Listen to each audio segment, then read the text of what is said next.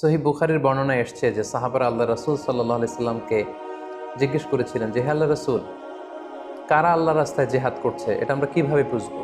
তার উত্তরে আল্লাহর হাবিব সাল্লাল্লাহু আলাইহি সাল্লাম বলেছিলেন, মান কাতালা লিতাকুনা কালিমাতুল্লাহি হিয়াল উলিয়া ফাহুয়া ফি সাবিলিল্লাহ।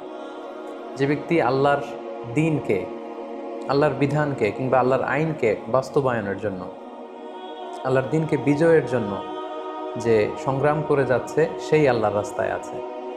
আর সে আল্লাহর রাস্তায় থাকা অবস্থায় যদি কেউ মৃত্যুবরণ করে বা নিহত হয়, তাকে ইসলাম শহীদ বলে ঘোষণা করেছে।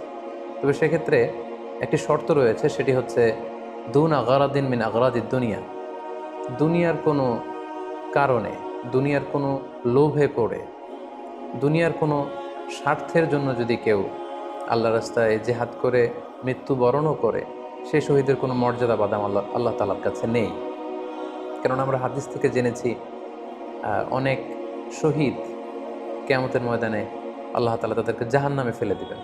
আল্লাহ বলবেন যে, তুমি তো দুনিয়াতে জেহাদ করেছিলে যে মানুষ তোমাকে বীর বলবে, মানুষ তোমাকে সাহসী বলে ঘোষণা দিবে, বাহাবা পাওয়ার জন্য তুমি জেহাদে অংশগ্রহণ করেছিলে এবং সেখানে নিহত হয়েছ। তো তুমি নিহত হওয়ার পরে মানুষ তো তোমাকে বীর বলেছে, বাহাবা দিয়েছে, সাবাস বলেছে।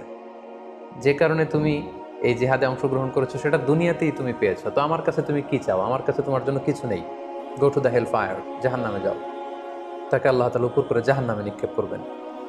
তো এজন্য শর্ত হচ্ছে যে দুনিয়ার কোনো স্বার্থে নয়, শুধুমাত্র কেবলমাত্র আল্লাহর দ্বীনকে আল্লাহর জমিনে বিজয়ী করার জন্য যদি কেউ সশস্ত্র সংগ্রামে নিহত হয়, তাদেরকে শহীদ বলা।